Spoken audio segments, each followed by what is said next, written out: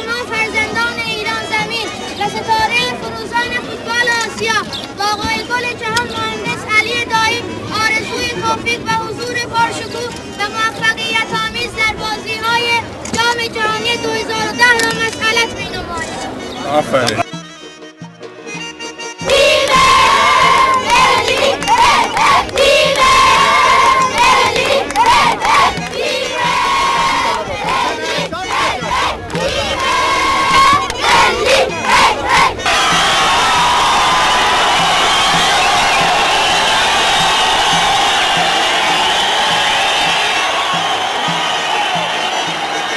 یک سلام علیک آذری با همشهری عزیزمون داشته باشیم.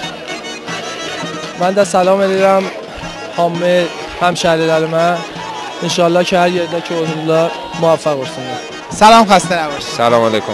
از اردبیل بگیم. خب خیلی خوشحال هستم که تو این شهر سرسبز هستم و واقعا نشون داده که مردم خیلی مهمون پذیر و خونگرمی داره. استقبالشون عالی بوده از تیم ملی. من تشکر میکنم همینجا از همشون و امیدوارم که بازم به این شهر قشنگ و سرسبز بیام.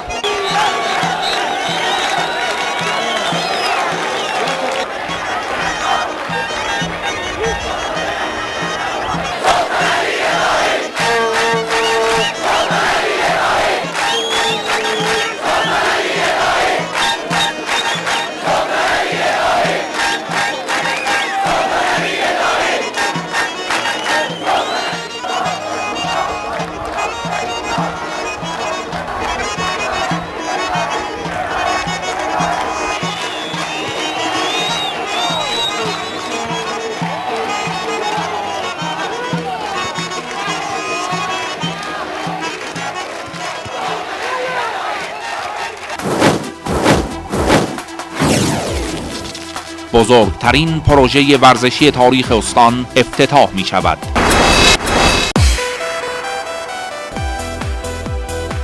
استادیوم 20,000 نفری علی دایی همزمان با سالروز آزادسازی خرمشهر و جشن بزرگ مقاومت و ایثار 3 خرداد ماه 87 با حضور تیم ملی فوتبال ایران، سازمان تربیت بدنی جمهوری اسلامی ایران، اداره کل تربیت بدنی استان اردبیل.